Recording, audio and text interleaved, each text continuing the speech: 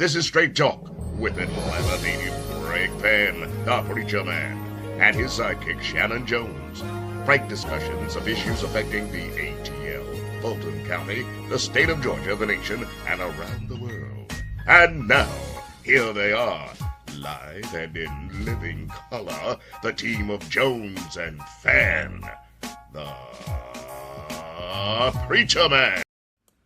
Well, welcome tonight to Straight Talk with yours truly, Greg Fann, the preacher man, and Shanan E. Jones. Shanan is having a little technical difficulty with his program or with his mic or with his audio, with his video. So we may hear some distortion because he's off camera, he's off site. So, he's in a place where it's not really working that good. So just bear with him tonight, will you? And bear with me too. Thank you. Hey, Shanan, how you doing? I'm good, Bishop. How you doing? Well, Batman is doing all right. Robin, Batman is doing all right. Big Papa Batman is doing all right. And it's going to be a great program tonight. Don't forget now, y'all can tune in to listen to me and Shanan every Sunday night at 7 p.m. Every Sunday night at 7 p.m. on WIGO Radio 1570 on your AM dial. Tune in, won't you? And then you can also always watch us on YouTube. You can watch us YouTube Friday morning. It'll be on Friday morning. And you can go out to the link and just go to Straight Talk. And then you'll see Shanan and I with our weekly program. Now, this week, there's been much discussion about Judge McAfee and dropping these 6 charges. And we're going to talk about that today. Because Marilyn called and said, I knew you guys are going to talk about that this week. So Marilyn, we're going to talk about it this week. You just sit there and the rest of you sit there and you'll get more information about what's really going on with this situation of these 6 charges being dropped. Okay, you'll know more after we get through tonight. Now, this program, Judge McAfee wouldn't have made the decision as to whether or not he's going to let Fann whether stay on the case, or did Fann whether stay on the case or not. So that decision is going to come Friday, and it's going to be probably after we air. But we'll pick that up next week and have a little more discussion about that and what's happening with that. Okay, this is we're pre-recording this program, so on Thursday we pre-recorded and aired on Friday and run it on WIGO Sunday evening at 7 p.m. Right now, Shanan, let's go and listen to Miss C on the other side, and we'll be back with Miss C with news and information, and then we'll have the news commentators talking about this case and what's really going on. And Shanan and I will give our commentary. See you on the other. Hi, Miss C here with your 3-minute news blast. Hey, Bishop Greg. Hey, Pastor Shanan. Hope you all are doing well. So good to see you. Listen, I have some news to share with you. Share your lucky charm. Give blood for those in need. The Austell community at the Riverside Epicenter will hold a blood drive on March 22nd, 2024 from 10 to 2 in the Cafe Atrium at the Epicenter, 135 Riverside Parkway in Austell. For an appointment, please visit redcrossblood.org. That's redcrossblood.org. And when you go to the site to register, you can put in the sponsor code Epicenter. Please put that in, the sponsor code Epicenter, EPICENTER. And if you need more information, call the Red Cross at 1-800-RED-CROSS. In partnership with Choose Healthy Life and Quest Diagnostics, Flipper Temple AME Church is proud to bring to the community a life-changing opportunity to receive health screenings that are completely free, and they're valued at $1,000. You not only receive the free health screenings, but you will also receive a custom-made magazine featuring your health results, complete with professional recommendations. And folks, I tell you, it's really nice. They send it to you in the mail, and it has all of your health screenings and the results and recommendations in it. And it's a very, very nice presentation. Now, to find out more about how you can sign up, you can send an email to our health navigator and send it to C Glasgow, that's CGLASCO @flippertempleamechurch.com. No, I'm sorry. Doesn't have the church. Just flippertempleame.com. That's C Glasgow at flippertempleame.com. And you can call the church at 404-522-5020 if you want more information. Okay, listen. The Russ College A Cappella Choir will perform in concert on March 16, 2024, 3 p.m. at St. Mark AME Church, 3605 Camilton Road in Southwest Atlanta. Dr. Keenan Hale Sr. is pastor. And if you would like for us to announce your event, just email it to me at straighttalknews1362@gmail.com. That's straighttalknews1362@gmail.com. And listen, before we leave, I'd like for you to subscribe. I'd like for you to like us, leave comments, and share us, okay? And in the meantime and in between time, may the Lord God bless you real good. Bye now. Bring in former U.S. Attorney and CNN legal analyst Michael Moore. Thanks for joining me from Georgia. What's your reaction to the ruling? Well, I'm glad to be with you. I'm not surprised to see it. I think that the use of a special demurrer, which is really just a challenge to the specificity of an indictment, is a normal defense motion that we expect to see filed. And so this simply is a chance for the court to look to see if the state provided an indictment that was perfect in form and substance. And while that sounds like an impossible task, there are some off-ramps that the state can take and some provisions that allow them to move forward. In this case, he simply said, look, you have laid out some allegations about soliciting public officials to violate their oath of office, but you haven't talked about their oath. You haven't talked about the specific violations and how that would impact their oath. And so I'm going to throw those counts out. The state does have the chance to come back and re-indict if they choose to. And he also, in a footnote, sort of gave a preview of what he's thinking, I think, about timing. And that is, he said, I wouldn't necessarily oppose that the case be immediately appealed to the issue because there's not precedent in this way. That's something that can certainly cause a delay. And I think he's expecting that. So it's a win for the defense team today. Cases like this often die the death of 1,000 cuts. And I'm not suggesting that this case is dead or that this indictment is going to be dismissed in total. But it's these little right. nicks, these little chops that take the tree down. And we see that at least 6 of the counts today, while the state has a chance to clean it up, those counts are gone as of right now. One of those counts, Michael, was related to that infamous phone call on January 2nd, 2021, when then President Trump called the Secretary of State in Georgia, Brad Raffensperger. Let's listen. All I want to do is this. I just want to find 11,780 votes, which is one more than we have, because we won the state. Just to be clear, there is another charge related to that call that is still standing. But what is your read of the dismissal of one of them? Does it suggest anything about whether that call is the smoking gun that people thought it was when we heard it back, I don't know, 3 years ago, 4 years ago almost? Yeah. Well, I think the case could have been brought on that one count alone, and that is this telephone call, and we'd be well down the road already through with the trial and moving forward. But the dismissal of this count simply talks about, as it relates to the solicitation of the Secretary of State to commit a violation of his oath of office.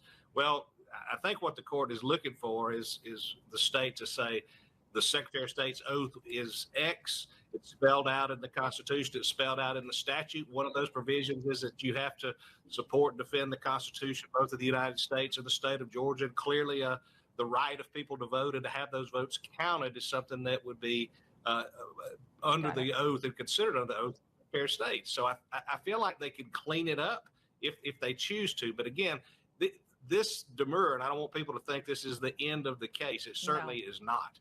There are plenty of chances for the state to come back if they want to re-indict. But this demur is a tool that defense attorneys use when you have a complex indictment, you have compound charges under one count of the indictment, complex allegations and compound allegations. And so at least as it related to these, it tells us the judge read very carefully the indictment, considered very carefully the arguments that have and looked at the specific wordings of the Georgia statute. And that's why we're here today.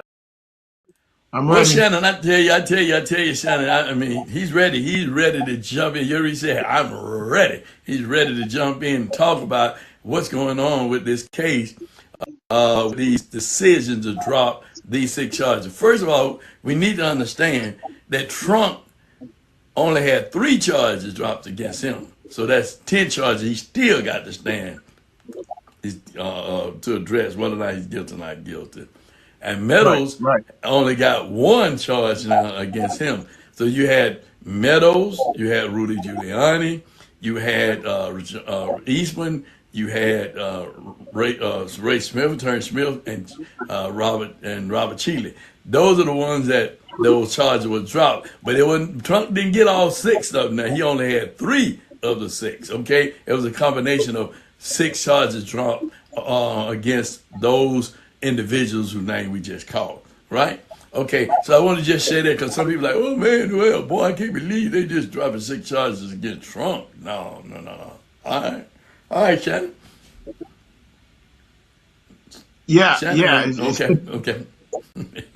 Yeah. Well, I tell you, it's. At first, when I saw it, Bishop, I wondered if the judge was putting this out because he was getting ready to, rule that Fonnie could stay, because according to case law, there's no history of them being able to remove a sitting DA. That has never happened in a case similar to this, and then what case has been similar to this? But the judge did decide that he did decide that out of all of the charges that were brought, that six of them did not have the merit. So it's a 41 count indictment. And so Judge McAfee is stating that the argument is not being made with these charges. So it's going to be interesting to see how this plays out. But I understand that this is pretty normal. It is pretty normal because many times DAs will charge you with more charges, looking for something to stick, right? That's kind of customary. They do that. They customary. They may charge you with 5 or 6 different charges and looking for something to stick, and then they start, well, we're going to reduce this to a misdemeanor, or we're not going to charge you on this one and whatever. But they do that. But one thing that he said, well, McAfee said, was they can't appeal his decision, and he's giving them time to appeal it. He said 6 months, but they could do it rapidly if they wanted to come back. They clear up why are they, what oath of office did they violate in order to be charged with that particular charge, right? But it doesn't take away anything else. It doesn't take anything away. So everything else is still on the table. So it's just up to whether or not Fannie wants to come back and charge on those charges. He's opened a window for her to be able to do it, or she can move forward on the charges that he has said they are legit. They have the merit to move forward on. Okay. So we just need to understand we're watching, and people have a lot of skepticism because what they see that's going on with these judges and these trials. And you said that Trump was going to run his race by using the courts to legitimate him in whatever he has done that was wrong. You said That he's going to rule by common law. right. And that is, I mean, I hear what McAfee, I hear McAfee's point, but to me, a violation of oath of office by a public officer, uh, um, you know, I think that the merit is there. So I hope that they would come back and push at that and add whatever it is that the judge thinks, whatever detail that the judge needs to look at the underlying crime that the defendants were actually soliciting. But yeah, he's running it through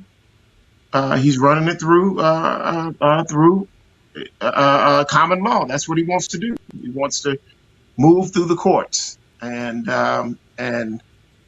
It's gonna take justice loving, freedom loving people to stand up and to fight this.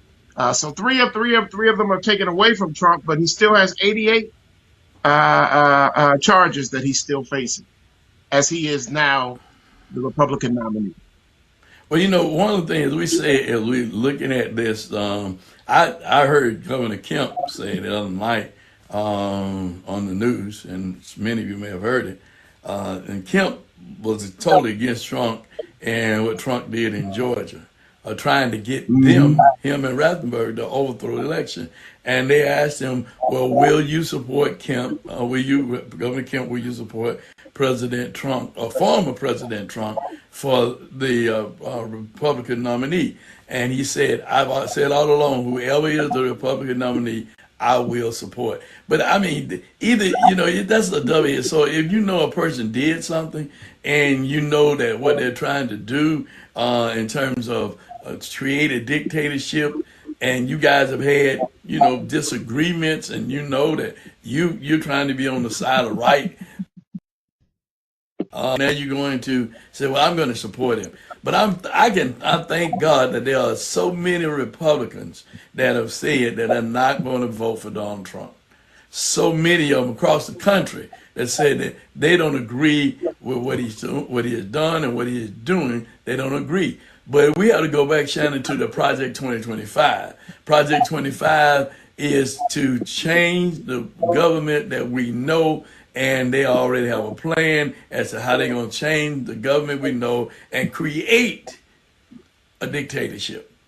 To create a dictatorship. So we're moving back to a form of monarchy that the United States came out from under, right? Because they wanted religion, freedom of religion, and other things. That's why they wanted to come out, right? But now we're moving back to that. And that's why I say to so many preachers, you better be leery of what you're doing, because he can say, shut those churches down if he's a dictator. Close out every church, make them pay taxes, tax every church. He can start doing that because he's a dictator. He can do it solely by himself. And people sitting up here, they're not paying attention to the big picture. They don't understand what a dictatorship is. So Shannon, in so many words, I want to just say this, and then I'm going to turn it over to you. When I go by the INS office every day, it's lines of people trying to get their citizenship, right? But these people that are in line are trying to come to America because they're under dictatorship. So if they come to America, it's a land of freedom, right? Government, other people, by the people, for other people. It's supposed to be, right? It has a perception that it is. So these people want to come here so they don't have to be up under a dictatorship. Look at where they're moving from and coming to America, away from being up under dictators, right? So people need to wake up and see what's really going on. Shannon, I'm going to turn it over to you and talk a little bit about what does a dictator mean? What does it mean to be a dictator? Well, one thing, let me say this. I think we're safe on the fact that he won't start taxing the churches, because Kenneth Copeland and all of his evangelicals would hit the sky if that happens. So I think we're safe in that area. But true to your point, a dictator is someone that demands against laws, against rules, against whatever, to make sure that their own personal agenda and aggrandizement is adjudicated, is advanced, is set in place. And dictators don't start off as dictators. They start off as charismatic leaders, and they began to woo the people. As terrible as Hitler was, Hitler did not start off as Hitler. He started off as something other than that, and then it morphed into him being the monster that Hitler was. But first and foremost, they are populist, and they have a popular agenda, and people are drawn to them. And in that drawing, in that wooing, they began to put things in place and people are and they manipulate, and people are intimidated by them, and so then they began to get their way. I'm gonna say this, that if you look at all of if you look at all of the older civilizations in the world, China and places like that, throughout the East and throughout Africa and whatnot, America is a very young experiment. It's not 300 years old yet. It's a very young experiment, and democracy, it can go away. It can go away. It's not like it goes away in one fell swoop. It begins to slowly erode, and autocrats like Trump are very dangerous when they began to have public and very popular sway. I want to agree to disagree with you on him can do what he can do to the churches. Once you become with power and you are in the seat and you got the power, it doesn't matter what nobody say. He can say, well, okay, the evangelical churches can still do this and make it for them to do this, but other churches, no. Because he makes that decision. He makes that decision. So, I mean, those churches that have been against him, those preachers that have been against him, because he said he's coming after people who've been after him. He said that. He said, I'm coming. He's vindictive. He's vindictive. He's coming after people. I heard him say the other night when they asked him the question on Fox. They asked him, said, "Well, would you support Ukraine to win or Russia to win the war?" He said, no, he said, I could end that war in 24 hours. I could end the war between Ukraine and Russia in 24 hours.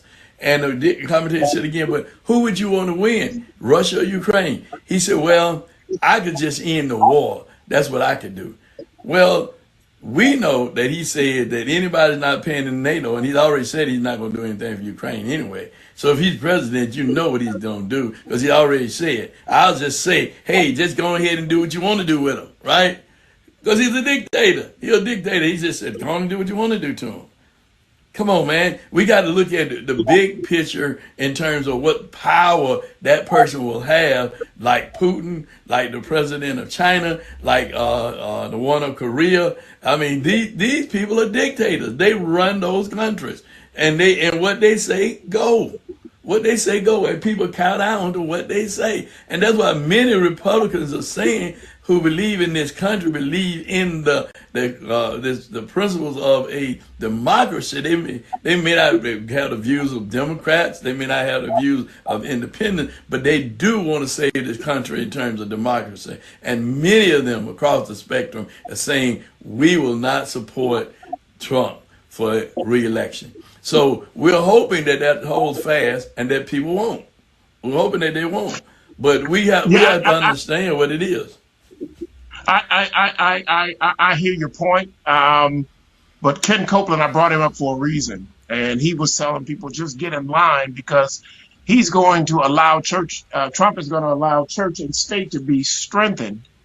But that also that churches would be able to maintain church and state and endorse candidates and run candidates too. So Ken Copeland and the evangelicals were saying that's why they're backing, and it doesn't matter what Trump does, whatever he does, don't worry about what he does because he's going to strengthen church and state and allow us to begin to engage in the political process and endorse candidates and run candidates and do all of that from our pulpits and from the churches. And so, I hear you. I hear you that a dictator can do what he wants, but I think he would have to come after maybe the black church or the liberal church or the progressive church. And I don't know what mechanism he would use to be able to differentiate the churches that are for him from the churches that are against him. But I don't put nothing past him. You can't put nothing past him.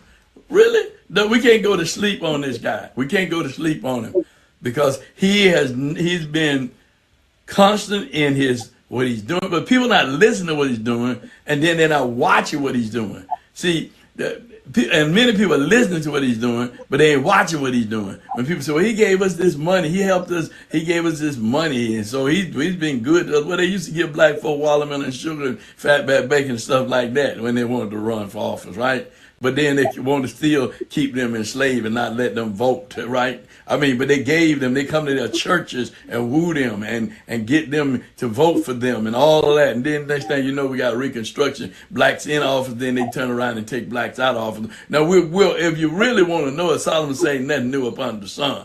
Ain't nothing new up under the sun. What has been will be again. So people need to watch, as the Bible said, watch as well as pray. Watch what's going on. Don't be deceived by the trickery of the enemy, because this is what's going on. Now I want to move to this thing. Hold Let's on talk before you, about. hold on before you, Okay, before go. you move. Okay. If we continue to watch Trump, Trump will be president. You got to let Trump do what he's doing, and you got to watch MAGA and the movement and the mechanisms. You got to watch some of the polling and see how Biden in Georgia had gone from a 77% point to a 52% point. You got to begin to look at how MAGA's moving. You got to hear what folks are saying. Black folk are saying we made Trump. 12% in the 2020 election voted for Trump. And now at polling, 23 to 24% of black males are saying that they're going to vote for Trump or stay away from the process altogether. So you got to watch Trump, but don't fixate on him, because they want you to do that. But there's a movement, there's a ground movement that's going on, and you got to watch all the other pieces, because if you don't watch that, we're not going to have the numbers on election day. Well, I'm glad you said that. I'm glad you said that, because that's what I said to somebody the other day. I said, well, you're talking about registering people to vote. Well, we need to give people a reason to go vote, right? And they need to know that why they need to go vote, because you don't want what you don't want. You don't want to be back in a soup line. You don't want to be back in a soup line. And when we talk about this economy and how bad it is, we came through a 2-year pandemic that was created by the former president. That was created by him. Biden had to try to clean up where he messed up. You know, I mean, people want to say, well, you know, but it's a struggle when the country's been shut down for darn near 2 years, and you're trying to get it back up and running. Come on, that's just like your house. You've been out your house for a few years or something like that. You got to come back and try to get it back together from what it used to be, and then it ain't gonna be exactly what it was 2 years before. You know, before. It's a rebuilding of this country. It's a rebuilding of this country that was dealt with by a pandemic that we had a former president and his people created to have this mess, to reconstruct this government into the way they wanted to be. Read the 2020 project. Look at it on YouTube. It's the 2025 project. Look it up. Then you'll see the plan that they have to turn this country into something totally different than you and I and many people understand it to be. And we need to start back having civics in school.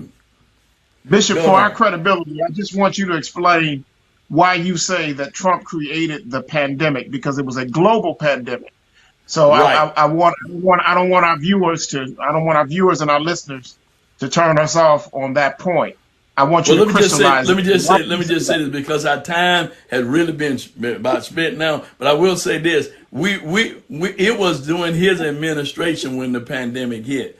It was him who said, "Drink Clorox and you can cure yourself from the pandemic." It was not that he took it. He closed down the pandemic off. The White House had an office. Right, he did. Obama had got us through swine flu and Zika and all the rest of the stuff, and he took the funding from that office and closed down that office that was doing that work that could manage global pandemics. So there was no apparatus in place to be able to jump on it. And he jumped on the NIH and Fauci and all the others to do it, but they weren't necessarily set up to do it. The office that handled that and that was staffed to do that, he had disempowered. And thank you for the clarification, because that's what it was. But listen, we got to get out of here. Our time is well spent. Hey, listen, check us out Sunday on WIGO 7 p.m. 15/7 on your AM dial. And don't forget to like us, subscribe, make comments, and share. And if you want to be a part of the program, you just got Straight Talk News 1362@gmail.com. That's 1362@gmail.com. And I don't have it up there, but it's spelled wrong too. But we'll have it right next week. Hey, and this ain't been nothing but what? Straight Talk. Want to be a guest on Straight Talk? Email Greg Fann at FANN922@comcast.net or call 404-308-0795. Join us again for another episode of Straight Talk with Shanan Jones and Greg Fann, the Preacher Man.